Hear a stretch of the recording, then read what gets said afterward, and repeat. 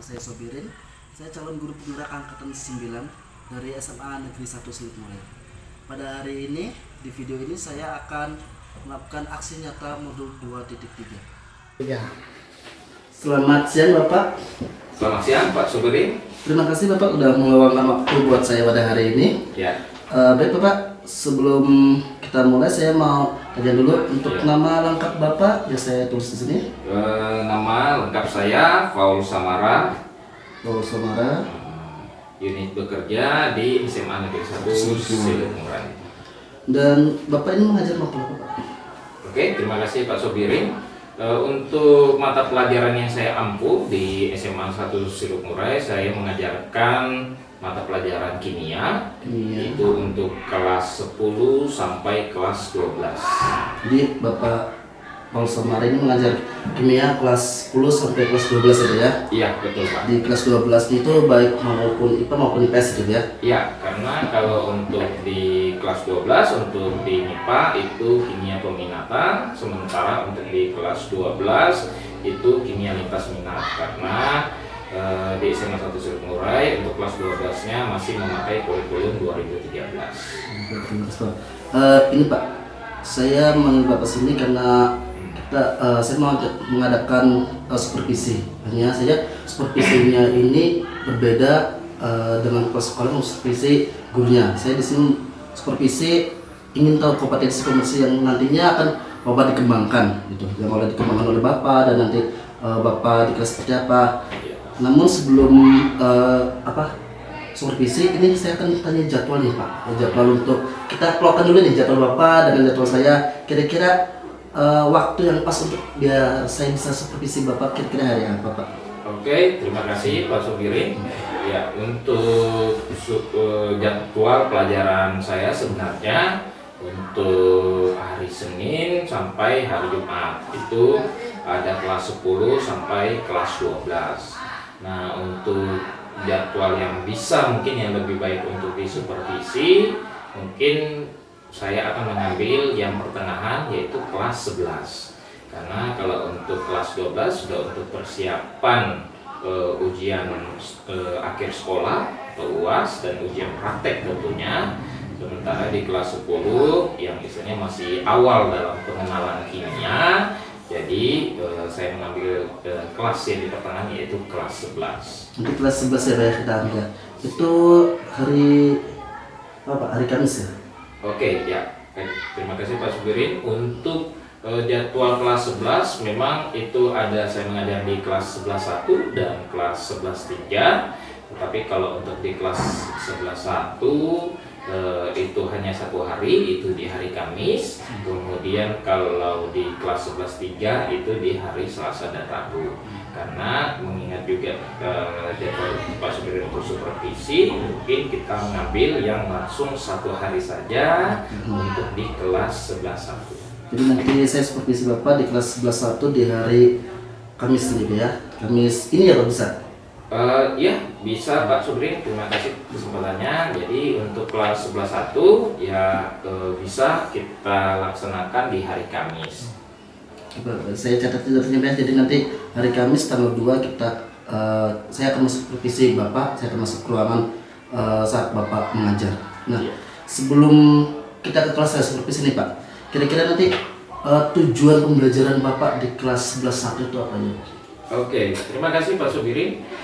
Jadi untuk materi di kelas 11 sendiri itu sudah masuk di materi koloid, yang dimana itu adalah materi untuk memang kelas 11. Jadi berdasarkan materi untuk koloid sendiri itu memiliki dua tujuan pembelajaran. Yang pertama tentunya siswanya nanti dapat mampu memahami definisi jenis larutan, koloid dan suspensi. Kemudian tujuan yang kedua tentunya ada siswa dapat mampu menganalisis perbedaan jenis larutan, koloid dan suspensi melalui nanti percobaan sederhana. Jadi nanti tujuan pembelajaran Bapak ini ada dua itu ya. Yang pertama tadi siswa dapat mampu mendefinisi larutan, yang keduanya siswa dapat mampu menganalisisnya gitu. Nanti tujuannya seperti itu. Nah, dengan dua tujuan itu Pak, kira-kira area yang ingin Bapak kembangkan atau ingin dicapai nantinya di dalam kelas itu? Oke, terima kasih Pak Subirin. Ya, karena materi Kolowit ini sebenarnya materi yang lebih kontekstual dalam kehidupan kita sehari-hari, dan tentunya area pengembangan yang saya harapkan nantinya itu pastinya yang pertama, karena ini dilakukan percobaan, saya ingin melihat area pengembangan dari kreativitas dari si anak-anak nantinya. Kemudian ada dia untuk komunikasi tentunya yang akan saya kembangkan. Kemudian juga ada pengelolaan kelas, seperti itu. Ibu, saya ulang lagi ya, nanti area pengembangan yang ingin Bapak capai itu yang pertama adalah kreativitas, kemudian yang kedua adalah komunikasi, dan yang ketiga adalah pengelolaan kelas gitu ya, benar ya? Iya. Di area pengembangan ini ada 3. Nah, untuk mencapai ini strategi apa yang ingin Bapak terapkan nanti? Oke, terima kasih Pak Sugirin. Jadi ya betul yang tadi saya area yang ingin dikembangkan terkait 3 tadi, yaitu kreativitas, komunikasi, dan pengelolaan kelas. Jadi untuk strateginya tentunya yang di kelas yang saya akan lakukan, yang pertama tentunya adalah penguasaan materi. Jadi penguasaan materi ini perlu sekali untuk memahami dari definisi dan pengertian maupun nanti saat melakukan percobaan yang dilakukan oleh siswa. Kemudian yang kedua adalah komunikasi 2 arah antara guru, siswa, dan antara siswa dengan siswa juga lainnya. Dan nantinya akan dilakukan percobaan yang sederhana melalui eksperimen yang nantinya akan memberikan anak-anak itu melakukan pembelajaran langsung dilakukan. Jadi konsep learning to doing itu benar-benar diterapkan di dalam kelas. Kemudian adanya yaitu eksperimen sederhana. Jadi eksperimen sederhana ini adalah bahan-bahan yang mudah mereka dapatkan atau biasa digunakan dalam sehari-hari. Ya, tentunya anak-anak yang menggunakan bahan-bahan dalam keseharian mereka, baik yang di rumah maupun yang keseharian mereka, yang mereka itu belum memahami bahan ini tergolong jenis larutan, kolloid atau suspensi. Melalui percobaan nantinya diharapkan siswa nanti mampu membedakan. Jadi tidak hanya di kelas, tetapi melalui eksperimen sederhana ini bisa dilakukan juga di rumah. Jadi strategi yang akan sebenarnya penguasaan materi Bapak dulu, agar anak-anak nanti cepat paham dan sebagainya. Dan komunikasi 2 arah, emang komunikasi 2 arah ini sangat diperlukan ya Pak, untuk kita dengan murid agar nanti saat pembelajaran menjadi aktif gitu. Kemudian eksperimen sederhana. Tadi Bapak menjelaskan di situ sangat luar biasa sekali, agar nanti anak-anak bisa paham mana yang larutan ini, mana yang larutan itu. Dan saya harapkan nanti semoga saat supervisi ini anak-anak benar menyerap ilmu yang akan Bapak berikan, dan semoga nanti di tanggal 2 nanti kita akan bertemu bersupervisi, dan nanti kita tidak ada halangan, semua akan berjalan dengan lancar. Gini Pak, saya mau tanya lagi dari ini kan ada strategi, kemudian ada areanya. Kenapa sih Bapak memilih strategi dan area ini? Kenapa gitu Pak? Oke. Terima kasih Pak Subirin. Untuk mengapa strategi yang saya gunakan itu terkait dengan area pengembangan. Jadi strategi yang saya gunakan tentunya itu berkaitan dengan pengembangan yang ingin saya capai untuk anak-anak. Terus yang kedua yaitu tentunya kenapa strategi ini digunakan, karena saya ingin juga nantinya eksperimen sederhana ini mereka juga bisa lakukan di rumah, tidak hanya di sekolah. Jadi mereka misalnya saja, apalagi para siswi yang sering membantu orang tuanya di rumah atau ayahnya, misalnya saja seperti bahan-bahannya nanti mudah digunakan, yaitu kopi, susu, gula, itu kan bahan-bahan yang ada di dapur. Tentunya setiap rumah memilikinya. Jadi melalui bahan-bahan itu mereka dapat dilakukan di rumah, atau secara penguatan yang misalnya saja contohnya anak-anak kurang memahaminya di saat eksperimen di dalam kelas, bisa nanti dilakukan di rumah. Seperti itu Pak. Sangat luar biasa sekali ya Pak ya. Bapak ingin anak-anak ini lebih paham lagi, sehingga pembelajaran ini bukan hanya materi aja gitu, Iya. tapi sebenarnya materi ini ada di kehidupan secara nyata yang setiap hari itu kita lihat gitu, kita tahu. Tapi dengan sini Bapak ingin menjelaskan bahwa sebenarnya inilah keluarga seperti ini dan anak-anak akan memahami apa yang ada di sekitar mereka yang setiap hari mereka temui. Ya. Mungkin itu aja Pak, terima kasih banyak Pak. Kita akan berjumpa di hari Kamis nanti. Ya. Sesuai jadwal jam Bapak ya nanti ya. Ya. Nanti saya akan ikut masuk kelas Bapak, kita akan sama-sama masuk. Sekali lagi saya ucapkan terima kasih banyak Bapak. Terima kasih kembali Pak Supirin. Semoga lancar nanti Pak. Oke, selamat pagi semuanya anak-anak. Pagi. Bagaimana kabar kalian hari ini? Baik. Oke, luar biasa. Ya, untuk hari ini, untuk pembelajaran kita hari ini agak sedikit berbeda. Jadi pada hari ini pembelajaran kita akan disupervisi oleh Bapak Subiri, SPD. Beliau nanti akan mensupervisi kegiatan pembelajaran kita di dalam kelas, yang nantinya akan memantau kegiatan pembelajaran kita dari awal sampai berakhirnya pembelajaran hari ini. Jadi Bapak harapkan untuk kerjasama kalian dan tentunya semangat kalian dalam mengikuti proses pembelajaran hari ini. Sudah siap semuanya? Siap. Oke, silakan Pak Subirin. Silakan mengambil tempat duduknya yang nyaman dan tentram.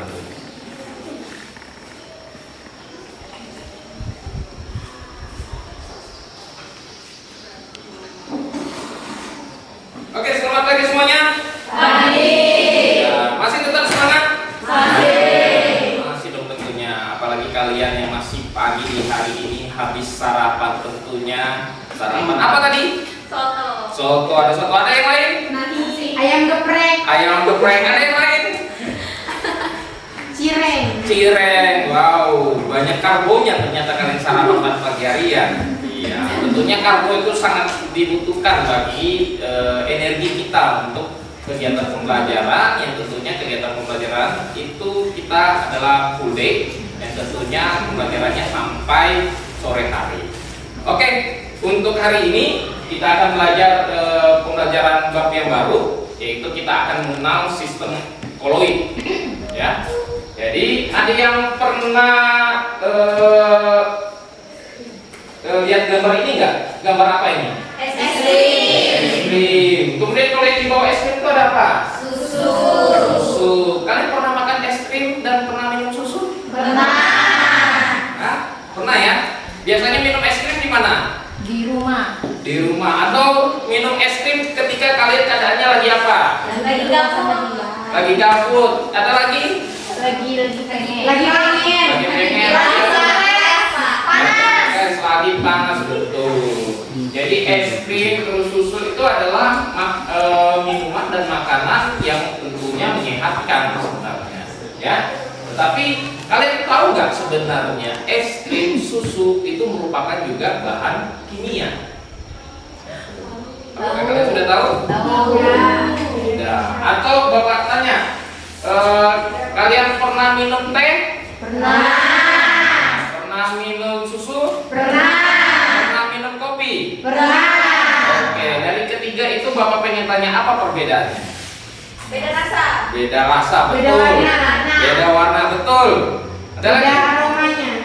Beda aromanya, betul. Nah, dari ketiga minuman yang Bapak sebutkan tadi, sebenarnya ada salah satu minuman itu yang termasuk koloid, ada yang termasuk larutan, dan ada yang termasuk dengan suspensi. Nah, pada hari ini kita akan mengenal bagaimana minuman yang termasuk koloid, larutan, dan suspensi itu dalam bab sistem koloid. Jadi untuk hari ini, untuk tujuan pembelajaran kita hari ini, yang pertama diharapkan kalian dapat mendefinisikan atau menyebutkan pengertian dari suspensi, koloid, dan larutan. Kemudian yang kedua, tujuan pembelajaran hari ini yaitu menganalisis perbedaan suspensi, koloid, dan larutan nanti melalui percobaan sederhana melalui sifat koloid, yaitu yang kita uji yaitu efek Tinggal. Nah, kalian pernah lihat nggak atau minuman ini? Tiga-tiga minuman ini? Pernah. sebelah kiri ada sirup, yang di tengah ada susu, kemudian ada kopi. Nah, yang tadi kalian sebutkan dari ketiga minuman ini itu sangat berbeda sebenarnya dari segi rasa, warna, aroma, dan lain sebagainya.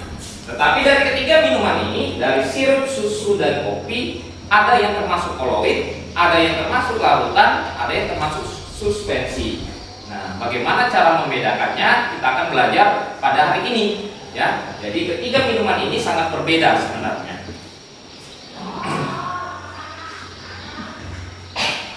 Nah, kemudian untuk koloid sendiri ya, itu sebenarnya ada terbagi dalam 4 sebenarnya. Jadi koloid itu ada yang berbentuk buih, ada yang berbentuk aerosol, ada yang berbentuk emulsi, ada yang berbentuk sol. Ya, seperti contohnya Bapak ambil contoh yaitu tadi es krim pada gambar pertama.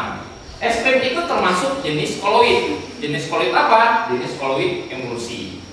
Jadi kalau jenis koloid emulsi itu dilihat dari apa? Wujudnya, ya, wujudnya padat, cair, atau larutan, ya, itu dari jenis koloid. Jadi pembelajaran kita hari ini kita akan nanti melakukan percobaan untuk kalian dapat mengetahui yang mana larutan itu termasuk koloid, larutan maupun suspensi nantinya.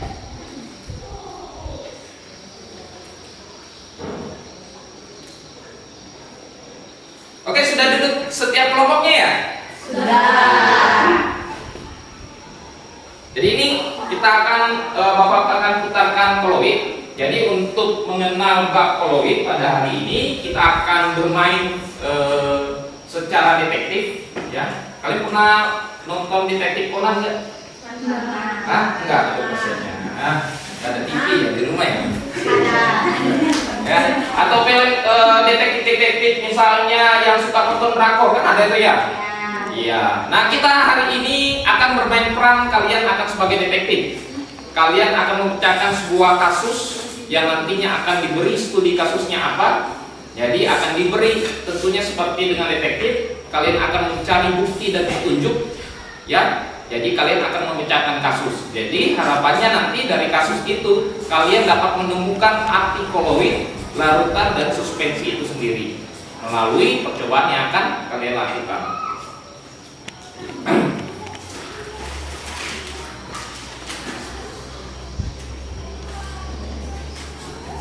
Oke, silakan kita perhatikan videonya ya. Boleh disimak baik-baik. Sebabkan minuman berbahaya. Rubidium mendapat undangan makan malam perkumpulan ilmuwan terkemuka. Rubidium meminta sahabatnya, detektif kimiaku, untuk menemani dirinya karena ia curiga dengan undangan makan malam itu. Rubidium, tidak biasanya kamu mengajak aku ke undangan makan malam. Ada apa sebenarnya? Untuk berjaga-jaga saja. Beberapa hari lalu, aku mendapat kabar bahwa salah satu jenis minuman bisa Pakai air yang kalian sudah bawa, yang sudah Bapak perintahkan. Kemudian di sini ada botol eksperimen, yang dimana ini ada bahan pertama. Ini Bapak nggak tahu juga bahannya ini apa. Nanti kalian yang menebak sendiri melalui percobaan. Ini ada bahan kedua, ya.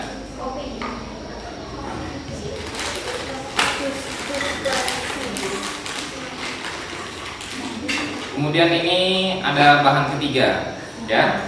Jadi dari 3 bahan ini kalian disuruh oleh Rubidium, kalian akan menjadi detektif kimiaku untuk menebak dari 3 larutan ini yang mana merupakan jenis koloid. Kemudian di sini kita akan pakai spatula, ya. Ini spatula namanya, ya.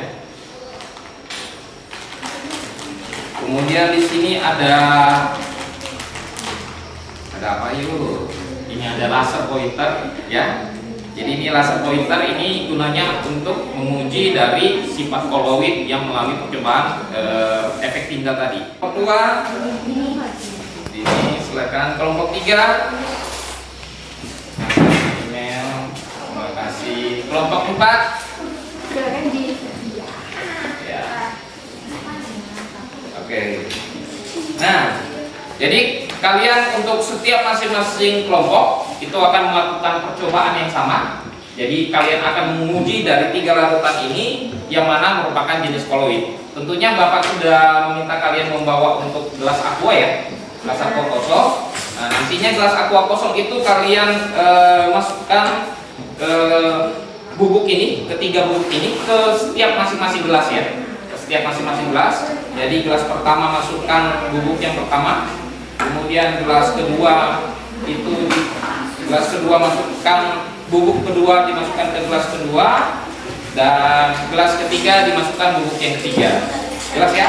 Nah, di setiap prokernya, di setiap RKPD itu ada perintahnya, caranya kerjanya, ya, ada cara kerjanya. Kemudian di situ ada cara kerjanya, ada 5 poin, ya. Jadi kalian yang pertama adalah memasukkan sampel ke dalam botol, yang atau ke dalam gelas. Kemudian aduk ketiga campuran tersebut hingga rata. Kemudian kalian menebak minuman mana yang beracun yang merupakan jenis koloid. Oke, poin keempat, siswa kalian akan memecahkan kasus ini dengan alat dan bahan yang tersedia.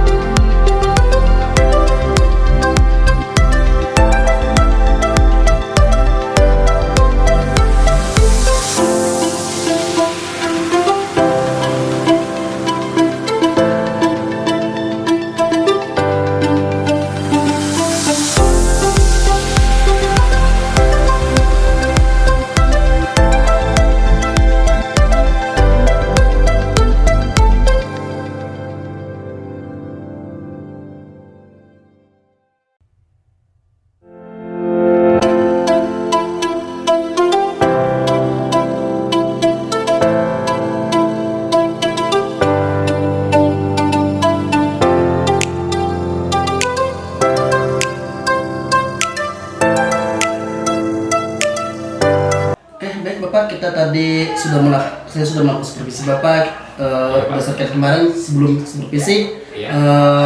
Bapak sudah menyebutkan tujuan, kemudian pengembangan, dan tadi kita melakukan sangat seru sekali tadi Pak ya. Sebelumnya saya banyak terima kasih ke Bapak nih, udah mengizinkan saya masuk ke kelas Bapak untuk melakukan supervisi. Saya sangat terima kasih banget atas waktu yang telah diberikan oleh Bapak. Dan di sini Pak, saya meminta waktunya kembali kurang lebihnya 15 menit untuk bertanya kembali gitu. Tujuan kita kan kemarin siswa dapat mampu mendefinisi, kemudian siswa dapat mampu menganalisis gitu ya. Nah, selama pembelajaran tadi yang sangat luar biasa, sangat mantap sekali, keren banget ya menurut saya. Bolehkah Pak, kira-kira saya mau minta Bapak untuk refleksikan apa yang Bapak dapat di hari ini saat Bapak tadi mengajar di kelas? Oke, terima kasih Pak Sumirin atas kesempatannya. Ya, betul sekali Pak. Jadi sebenarnya melalui pembelajaran hari ini yang tadi telah dilakukan, sebenarnya harapan saya juga itu siswa terampil tentunya dalam melakukan percobaan, terus kemudian juga terampil menggunakan alat-alat yang ada, kemudian juga terampil dalam menganalisis keterampilan mereka. Karena dari percobaan tadi mereka saya ajak bermain seperti detektif. Kalau detektif tentunya ya dimana itu dibutuhkan keterampilan analisis yang cukup tinggi. Jadi di situ harapannya anak-anak bisa mengembangkan keterampilan yang ada dalam diri mereka atau bakat mereka yang ada. Seperti itu Pak Sumirin. Jadi refleksi hari ini adalah siswa nanti bisa terampil gitu Pak, Iya. terampil mengembangkan diri dan mampu menganalisis apa yang telah dipelajarinya. Iya. Kemudian apa sih yang didapat proses pembelajaran tadi yang Bapak dapat itu di diri Bapak dan menurut Pak siswa itu yang didapat di hari ini Pak pembelajaran ini. Oke, terima kasih Pak Sumirin. Ya, yang saya dapatkan untuk guru sendiri bahwa sebenarnya pembelajaran yang dilakukan dengan eksperimen itu tentunya dapat lebih mudah untuk diserap oleh siswa. Karena kenapa? Karena siswa itu melakukan percobaan atau pembelajaran itu secara langsung di tempat. Kemudian yang kedua, untuk pembelajaran ini yang didapatkan oleh siswa, jadi siswa dapat bahwa sebenarnya bahan-bahan kimia atau bahan yang ada untuk percobaan itu tidak harus yang mahal maupun tidak harus yang sulit, tetapi bahan-bahan itu mudah didapatkan di rumah, di dapur, itu bisa digunakan untuk melakukan percobaan kimia yang sederhana. Seperti itu Pak Sumirin. Luar biasa sekali gitu Pak ya, untuk yang dapat hari ini berarti yang didapatkan itu dari gurunya sendiri dan siswa itu sangat benar-benar sangat bermanfaat gitu. Dan yang saya tanya lagi nih Pak, tadi kan kita sudah kemarin kita bicara strategi dan yang akan Bapak gunakan dan kemudian apa yang ingin dikembangkan. Di sini Pak untuk seandainya nih Pak, atau kalau boleh dibuat rentang angka untuk komunikasi dari 1 sampai 10, menurut Bapak untuk komunikasi Bapak dengan murid Bapak berada di angka berapa nih? Oke, terima kasih Pak Sumirin. Untuk komunikasi tentunya antara guru dan siswa itu memang harus sering dilakukan interaksi, yang tentunya saya harapannya itu sebenarnya yang seperti wawancara sebelumnya pada saat pra kemarin itu ada interaksi atau ada komunikasi dua arah. Jadi komunikasi itu bukan hanya istilahnya guru yang menjadi alfa di kelas atau misalnya menjadi aktor tunggal di dalam pembelajaran. Jadi harapannya dalam artian pembelajaran di kelas, komunikasi itu memang harus sebenarnya dilakukan dua arah. Jadi ada pendapat dari siswa, ada tanggapan dari siswa, ada rekan-rekan siswanya yang bisa menyampaikan dari diskusi. Jadi kalau untuk ditanya rentangnya itu sebenarnya saya pikir 8 sudah sangat cukup. Jadi Bapak merasa hari ini rentang yang Bapak dapatkan itu 8 gitu ya? Iya. Saya catat depannya 8. Ya. Berarti masih dari 1 sampai 10, 8 berarti masih ada 2 lagi gitu ya? Iya, betul. 2 yang mau ditargetkan, berarti nanti kedepannya rencana akan lebih dimatangkan lagi gitu ya? Iya, betul. Oke, itu untuk komunikasi nih Pak. Untuk pengelolaan kelas sendiri deh Pak, sama tadi pertanyaannya. Untuk pengelolaan kelas sendiri itu rentangnya sampai 1 sampai 10, dan yang hari ini yang Bapak lakukan, menurut Bapak ini dapat rentang waktu penilaian Bapak sendiri berapa kira-kira? Oke, terima kasih Pak Sumirin atas kesempatannya. Jadi untuk pengelolaan kelas sendiri memang itu menjadi tantangan bagi seorang guru dalam melakukan proses pembelajaran di dalam kelas. Karena kenapa? Karena pembelajaran di dalam kelas itu anak-anak memiliki karakter yang berbeda-beda, minat bakat yang berbeda-beda, dan istilahnya kemampuan dalam menguasai materi itu juga berbeda-beda.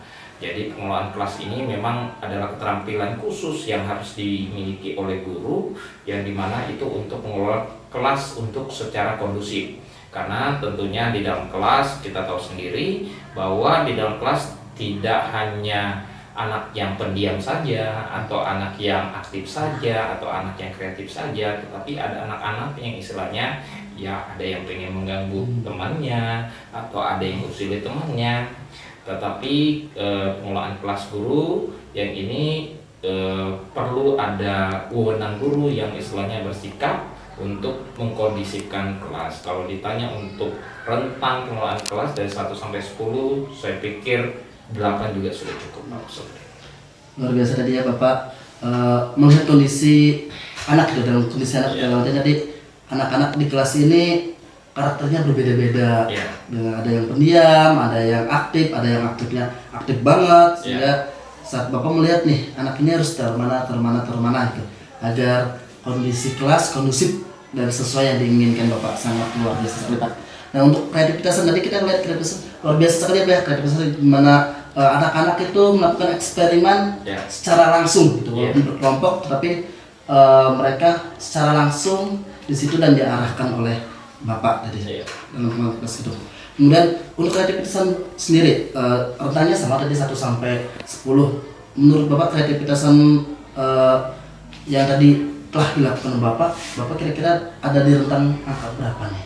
Oke, terima kasih Pak Subirin atas kesempatannya. Untuk kreativitas sendiri di sini memang kita berpacu pada kreativitas siswa, di mana kreativitas siswa itu tadi ya bisa dikatakan seperti penggunaan alat, terus di mana siswa kreativitasnya dalam memahami prosedur kerja untuk eksperimen, kemudian juga kreativitas siswa dalam menganalisis dari hasil LKPD dari eksperimen yang telah dilakukan. Saya pikir untuk kreativitas ini memang di mana tugas dan tantangan seorang guru untuk mengembangkannya, untuk mengembangkan kreativitas siswa, yang dimana siswa diharapkan memiliki kreativitas yang sangat tinggi. Jadi untuk ditanya untuk kreativitas siswa, saya pikir untuk dari rentang 1 sampai 10, saya pikir 8 juga sudah cukup. Bapak luar biasa sekali ya. Jadi rentang yang menurut Bapak amati, Bapak lakukan hari ini semuanya di angka 8. Nah, menurut Bapak nih, apa hal yang menyebabkan aspek dan stuck di angka semuanya di angka 8 nih Pak? Menurut Bapak, apa sih yang menyebabkan Bapak nih kayaknya saya dapat di 8 nih, komunikasi 8, pengelolaan kelas 8, kreativitas 8 tuh. Dan artinya semuanya untuk mencapai 10 berarti harus ada 2 angka lagi yang harus dikejar itu. Oke, terima kasih Pak Subirin kesempatannya. Jadi untuk dari 3 indikator yang disampaikan tadi untuk kreativitas, terus ada komunikasi dan pengelolaan kelas, kenapa juga 8? Saya pikir memang setiap pembelajaran itu ada kelebihan dan kekurangan. Pembelajaran saya tersendiri, kalau dari refleksi yang sudah saya lakukan, memang ada yang kekurangan tentunya di situ. Maka daripada itu saya menilai 8 karena ada item-item yang memang harusnya tidak muncul, tetapi itu muncul di dalam proses pembelajaran. Itulah istilahnya pembelajaran yang kita tidak memang duga. Istilahnya pembelajaran itu memang tidak bisa kita ramal, istilahnya, dan pembelajaran itu kita tidak bisa tidak bisa, kadang tidak sesuai dengan rancangan pembelajaran yang telah kita rancang sendiri. Nah, daripada itu angka 8 karena sudah lebih baik pembelajarannya dari rancangan pembelajaran yang sudah saya rancang berdasarkan RPP maupun dari modul ajar maupun dari LKPD-nya. Seperti itu tersebut. Oke, baik Bapak Dede, nanti di sini bisa disinggung bahwa kedepannya akan mencoba lebih baik lagi. Tapi kalau menurut saya ini Pak, ini kalau dari penilaian saya, kalau penilaian Bapak tadi rentangnya 8, tapi kalau dari penilaian saya, Bapak itu sudah melakukan sangat luar biasa dari komunikasi, tadi berinteraksi dengan siswa, kemudian mengolah kelas, mengatur, dan Bapak tadi juga menjelaskan jalan ke kelompok 1, kelompok 2 dan semuanya. Kemudian kreativitas dan kayak Pak menjelaskan ini alat ini untuk ini nih. kalau saya pribadi untuk dalam penilaian supervisi saya, Bapak berada di angka 10 karena sudah melakukan semua dengan baik dan menurut saya sangat luar biasa gitu Pak. Mungkin sampai di sini aja. Kurang lebih saya banyak terima kasih ke Bapak atas waktunya yang telah diberikan kepada saya. Ya. Semoga selalu makin sukses Pak dan selalu bisa memberikan yang terbaik untuk anak-anak. Oke, terima kasih Pak Sobirin atas waktu dan kesempatannya.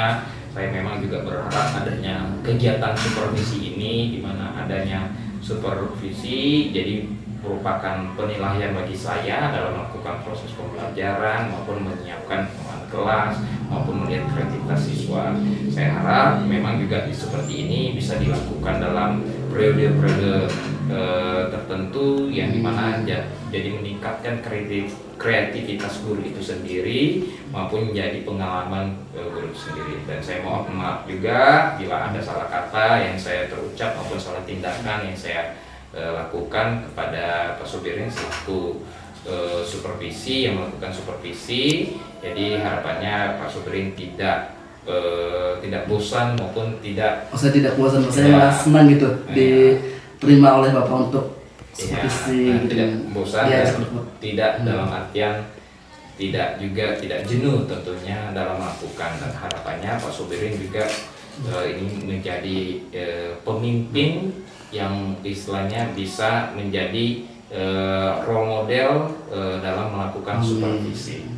Terima kasih Pak Sobirin atas Terima kasih kesempatannya. Pak Paul, sangat luar biasa sekali. Saya tidak akan bosan Pak Paul karena pembelajaran yang diberikan oleh Pak Paul tadi sangat luar biasa, sangat interaktif dan sangat kreatif sekali. Sehingga saat saya di kelas tadi lumayan walaupun lama, tapi saya tidak merasakan lama di kelas karena pembelajarannya sangat luar biasa. Terima kasih banyak. Terima kasih Pak Sobirin.